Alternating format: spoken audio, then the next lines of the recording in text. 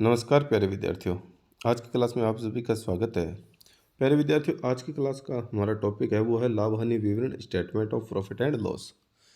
देखिए प्यारे विद्यार्थियों, अगर अभी तक आपने हमारे चैनल को सब्सक्राइब नहीं किया तो आप चैनल को सब्सक्राइब करें और वीडियो पूरा एंड तक जरूर देखें। देखिए आज की क्लास में हम पढ़ेंगे लाभ हानि विवरण, statement of profit and loss. देखिए वित्तीय विवरणों की जब हम बात करते हैं कि वित्तीय विवरणों में पहला आता है बैलेंस शीट, तुलन पत्र, जिसके बारे में हमने पढ़ लिया है। और आज हम पढ़ेंगे लाभ हानि विवरण, यानी ऐसा विवरण जो लाभ या हानि के बारे में बताएगा। वो क्या होगा? लाभ हानि विवरण होगा। इसमें हम क्या दिखाएंगे? आय को दिखाएंगे तथा खर्चों को दिखाएंगे। अब आय को दिखाएंगे तो हमारा जो पहला बिंदु होगा लाभ हानि विवरण का, वो क्या होगा? प्रचालनों से आगम, रेवेन्यू फ्रॉम ऑपरेशन, यानी हमारे जो संचालन से आय है, प्रचालन से आय है, आगम है, उसको हम दिखाएंगे। तो प्रचालन से आगम कैसे हो सकती है? तो उत्पादों के विक्रय से आगम हो सकता है, सेवाओं के विक्रय से आगम हो सकता है, या अन्य प्रचालन आगम भी हो सकता है। यानी आगम क्या होगी? आगम का मतलब हो गया आय। आगम का मतलब आय। ठीक है। तो वो उत्पादों के विक्रय से आय प्राप्त हो सकती है, सेवाओं के विक्रय से आय प्राप्त हो सकती है, या अन्य कोई प्रचालन आय जो हमारे व्यवसाय से संबंधित है, तो उनसे प्राप्त होने वाले सभी आय को हम किस में शामिल करेंगे? रेवेन्यू फ्रॉम ऑपरेशन में शामिल करेंगे। ठीक है। दूसरा दूसरा बिंदु है अन्य आय, अदर इनकम। देखिए अदर इनकम में हम क्या शामिल करेंगे? अदर इनकम में जैसे लाभांश आय है को शामिल कर लिया, ब्याज आय है, इंटरेस्ट रिसीव्ड है तो उसको शामिल कर लिया। आगे क्या लिखे? गैर वित्तीय कंपनी की स्थिति में। देखिए एक वित्तीय कंपनी की स्थिति में जो ब्याज आय है वो तो क्या होती है?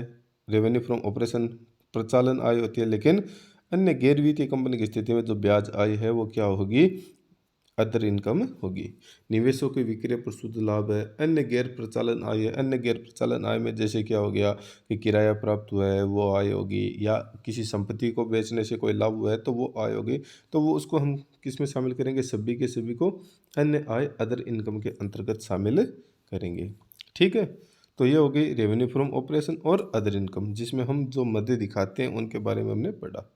ये तो होगी प्यारे विद्यार्थियों आय की बात। कि आय दो प्रकार की हमने देख ली कि रेवेन्यू फ्रॉम ऑपरेशन क्या है और उसमें क्या करते हैं? उत्पादों के विक्रय से आगम, सेवाओं के विक्रय से आगम, अन्य प्रचालन आगम। अदर इनकम क्या है? तो अन्य आय में हम क्या दिखाते हैं वो हमने बात की।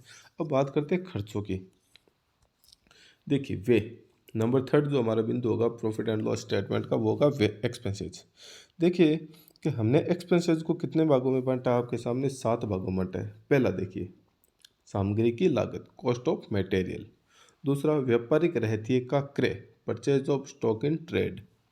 तीसरा रहतिये में परिवर्तन, चेंज इन इन्वेंट्रीज। चौथा कर्मचारी हित व्यय, एम्प्लॉय बेनिफिट एक्सपेंसेज। पांचवा वित्तीय लागत, फाइनेंस कॉस्ट। रास डेप्रिसिएशन। अन्य व्यय, अदर एक्सपेंसेस। यानी ये सभी खर्चे हैं वो मध्य वाइज आपके सामने दिए गए हैं। तो इन खर्चों में क्या क्या शामिल होता है वो हम आगे पढ़ेंगे। तो इन सभी खर्चों को हम किस शीर्षक के अंतर्गत दिखाएंगे? एक्सपेंसेस के अंतर्गत दिखाएंगे। और टोटल रेवेन्यू में से, यानी कुल जो हमारा आगम है, कुल आय है, उसमें से इन खर्चों को घटाएंगे तो क्या बचेगा? जाहिर सी बात है, लाभ बचेगा। क्या बचेगा? लाभ। ठीक है। तो इसको देखिए हम प्रारूप में कैसे दिखाते हैं। उससे पहले हम देखते हैं कि इन मदों के अंतर्गत कौन कौन से खर्चे शामिल करते हैं, उनको हम पढ़ लेते हैं। देखिए प्यारे विद्यार्थी, हम क्रम वाइज जो हमने खर्चे लिखे हैं उनको एक एक करके पढ़ेंगे। पहला सामग्री की लागत, कॉस्ट ऑफ मटेरियल। यानी सामग्री की लागत में प्यारे विद्यार्थी क्या शामिल किया जाता है कि यदि हम किसी वस्तु या माल का निर्माण करते हैं तो उस माल के निर्माण में प्रयुक्त होने वाले कच्चे माल, यानी रॉ मटेरियल को हम क्या कहते हैं? सामग्री की लागत कहते हैं। यानी हम क्या करते हैं? किसी वस्तु का उत्पादन करते हैं और उस वस्तु के निर्माण में जो भी कच्चा माल, ठीक है, रॉ मटेरियल उपयोग में होता है तो उसकी लागत क्या कहलाएगी? सामग्री की लागत कहलाएगी। तो उसको किस हेड में दिखाएंगे? सामग्री की लागत, कॉस्ट ऑफ मटेरियल में दिखाएंगे। यदि सामग्री की लागत प्रश्न में दी गई है तो सीधा दिखा देंगे, वरना इसको निकालेंगे कैसे वो भी हमें ध्यान में रखना है। तो कॉस्ट ऑफ मटेरियल कैसे निकालेंगे? Opening stock of raw material, यानी प्रारंभिक कच्चे माल का स्टॉक लेंगे, उसमें परचेज ऑफ मटेरियल जो हमने कच्चा माल खरीदा उसको जोड़ेंगे, और minus closing of raw material, closing inventory of raw material, यानी अंतिम स्टॉक है वो रॉ मटेरियल का घटा देंगे। तो जो बचेगा वो क्या बचेगी? कॉस्ट ऑफ मटेरियल, सामग्री की लागत जो हमने वस्तु के निर्माण में काम में ली है। ठीक है। दूसरा देखिए बिंदु, दूसरा बिंदु है व्यापारिक रहतिये का क्रय। देखिए, ऊपर तो हमने देखा कि हम जब किसी वस्तु के निर्माण के लिए कच्चा माल लेते हैं तो उसको हम किस में दिखाते हैं, कॉस्ट ऑफ मटेरियल में। देखिए दूसरा क्या है, व्यापारिक रहतिये का क्रय, यानी हम तैयार माल को खरीद रहे हैं या वस्तु को पुनः बेचने के उद्देश्य से खरीद रहे हैं तो उसे हम क्या कहेंगे, purchase of stock in trade कहेंगे। ठीक है ना। तो इसमें क्या लिखा जाएगा, किसी व्यापारिक संस्था द्वारा जो माल पुनः बिक्री के उद्देश्य से क्रय किया जाता है उसे purchase of stock in trade कहते हैं। यानी जो माल हम खरीद रहे हैं और उस माल का उद्देश्य हमें पुनः बेचना है, न कि किसी वस्तु का उत्पादन करना है, तो उसे तुम किस में शामिल करेंगे, व्यापारिक रहतिये का क्रय, purchase of stock in trade. और यदि हम माल क्रय कर रहे हैं और उसका उद्देश्य हमें किसी वस्तु का निर्माण करना है तो उसे हम सामग्री की लागत में शामिल करेंगे, ये आपको ध्यान रखना है। इसको मैंने देखिए नीचे लिख भी दिया है कि इसके अतिरिक्त कोई भी माल किसी अन्य माल के उत्पादन में प्रयोग करने हेतु खरीदा गया है तो उसे सामग्री की लागत में शामिल किया जाता है। यानी कच्चा माल खरीदते हैं तो वो तो सामग्री की लागत में जाएगा, और तैयार माल जिसे पुनः बेचने के उद्देश्य से खरीदते हैं तो वो purchase of stock in trade में जाएगा। ठीक है प्यारे विद्यार्थियों। अगला देखिए, अगला हमारा जो नंबर बिंदु 3 है वो है रहतिये में परिवर्तन, चेंज इन इन्वेंट्रीज। तो इसका सूत्र है opening stock, opening inventories minus closing inventory, यानी स्टॉक और इन्वेंट्री एक ही चीज़ है कि ओपनिंग स्टॉक में से हमने क्लोजिंग स्टॉक घटाया तो क्या निकलेगा, रहतिये में परिवर्तन, चेंज इन इन्वेंट्री। अब हमारे पास इन्वेंट्री किस प्रकार की हो सकती है, तो नंबर 1 निर्मित माल, फिनिश्ड गुड्स हो सकता है।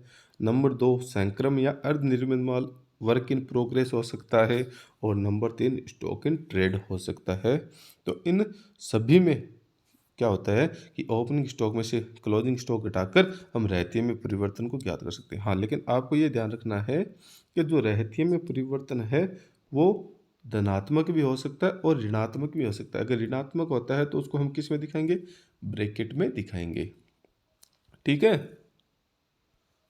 अगला देखिए, अगला हमारा जो खर्चा है वो है कर्मचारी हित व्यय, एम्प्लॉय बेनिफिट एक्सपेंसेस। यानी ऐसा खर्चा जो कर्मचारी कल्याण और कर्मचारियों पर किया जाता है वो सारे के सारे खर्चे किस में दिखाएंगे, हम कर्मचारी हित व्यय के अंतर्गत दिखाएंगे। जैसे देखिए पहला, वेतन व मजदूरी किसको दी जाती है, सैलरी एंड वेजेज कर्मचारियों को दिया जाता है। बोनस किसे दिया जाता है, कर्मचारियों को दिया जाता है।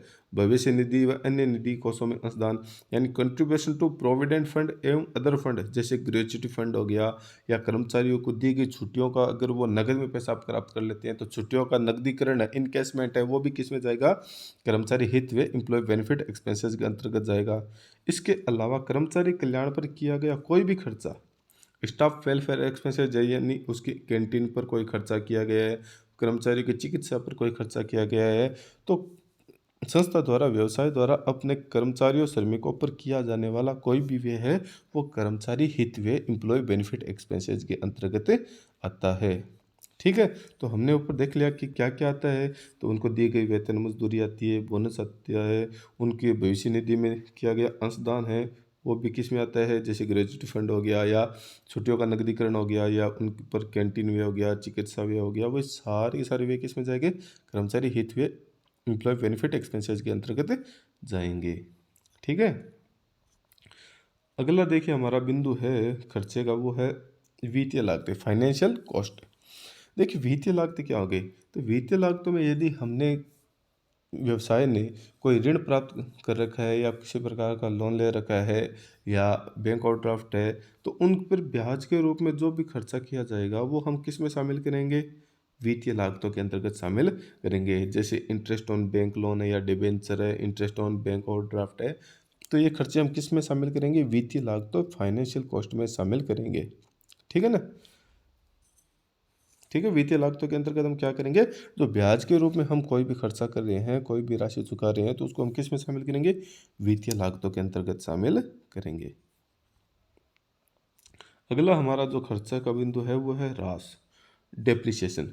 तो ह्रास क्या होता है, ह्रास मूर्त संपत्तियों, और मूर्त संपत्तियों के बारे में आपको पढ़ाया हुआ है। तो मूर्त संपत्तियाँ वे होती है जो भौतिक रूप से मौजूद होती है, जिनको छुआ और देखा जा सकता है, हाथ लगाया जा सकता है, जैसे भवन, मशीन, मोटर कार, फर्नीचर, ये सारी क्या होती है, मूर्त संपत्ति होती है। तो ह्रास क्या होता है, ह्रास मूर्त संपत्तियों को अपलिखित करने की लागत होती है, उसको हम किस में दिखाएंगे, डेप्रिसिएशन के अंतर्गत, ह्रास के अंतर्गत दिखाएंगे। जो हमारा लास्ट बिंदु है वो आता है 7 नंबर बिंदु, अन्य व्यय, अदर एक्सपेंसेज। क्या होता है? Other expenses. तो अदर एक्सपेंसेज के अंतर्गत क्या होता है कि उपरोक्त सभी के अलावा जो खर्चे बच गए हैं वो किस में आएंगे? अदर एक्सपेंसेज के अंतर्गत आएंगे। किसके अंतर्गत आएंगे? अदर एक्सपेंसेज के अंतर्गत हम शामिल करेंगे। अब जैसे कौन कौन से खर्चे शामिल होंगे तो मैंने लिखे हैं, आप थोड़ा ध्यान से इनको देखिए। जैसे गाड़ी भाड़ा, कैरिज। अब कैरिज इनवर्ड भी हो सकता है, कैरिज आउटवर्ड भी हो सकता है, वो किस में आएगा? अदर एक्सपेंसेस के अंतर्गत आएगा। दूसरा भाड़ा, फ्राइट, फ्राइट है वो भी किस में आएगा? अदर एक्सपेंसेस के अंतर्गत आएगा। निर्माण व्यय, मैन्युफैक्चरिंग एक्सपेंसेस, वो भी किस में आएगा? अदर एक्सपेंसेस के अंतर्गत आएगा। किराया, दर व कर, रेंट, रेट एंड टैक्सेस, वो भी किस में आएगा? अदर एक्सपेंसेस के अंतर्गत आएगा। अगला देखते हैं बीमा व इंश्योरेंस का अगर कोई भी खर्चा है तो वो भी किस में आएगा?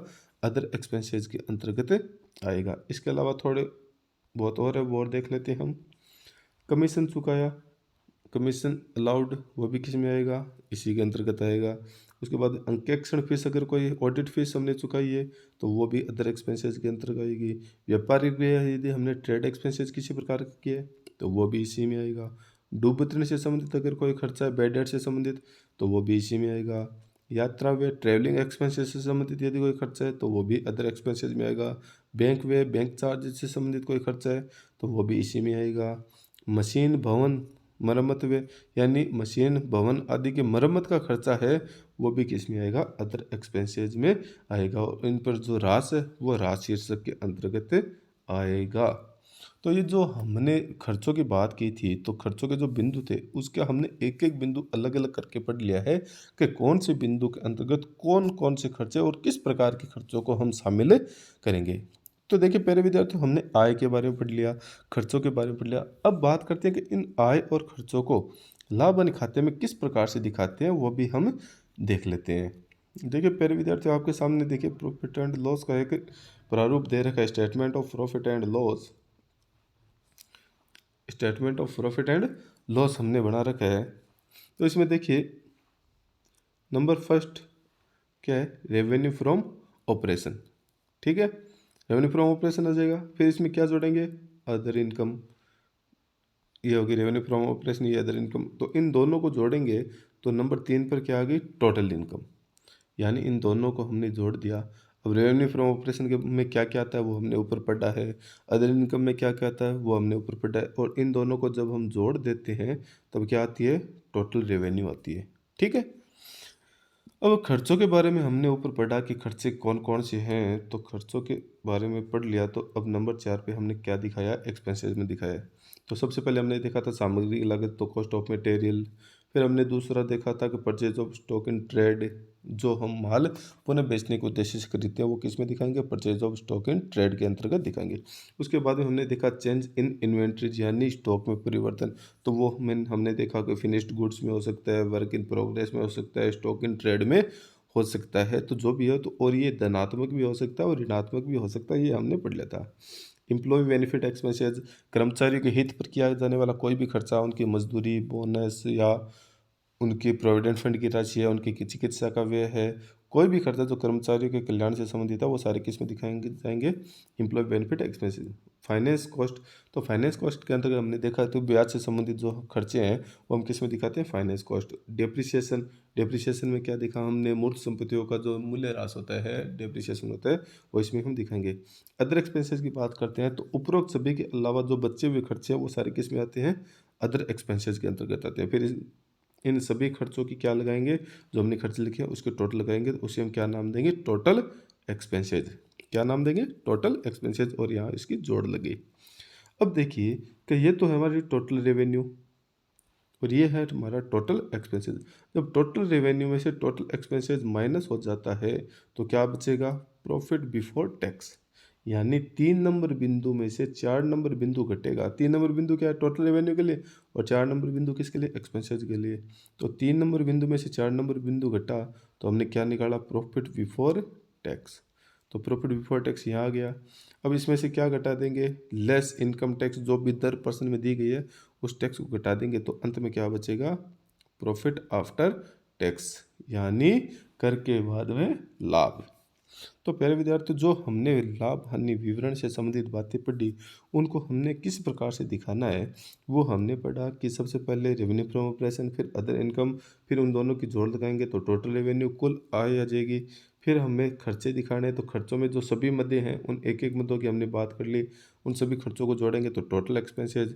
फिर टोटल रेवेन्यू में से टोटल एक्सपेंसेस को घटाएंगे तो क्या बचेगा, प्रॉफिट बिफोर टैक्स, और फिर टैक्स घटा देंगे तो प्रॉफिट आफ्टर टैक्स बचेगा। और इस प्रकार से हम लाभ या हानि को ज्ञात करेंगे। तो प्यारे विद्यार्थियों, आज की क्लास में हमने लाभ हानि विवरण के अंतर्गत आने वाली प्रत्येक मद और उसके प्रारूप के बारे में पढ़ा है।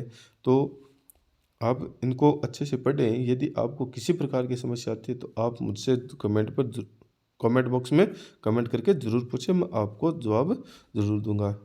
तो प्यारे विद्यार्थियों, आज की क्लास में इतना ही, बाकी हम पढ़ेंगे नेक्स्ट क्लास में। Thank you.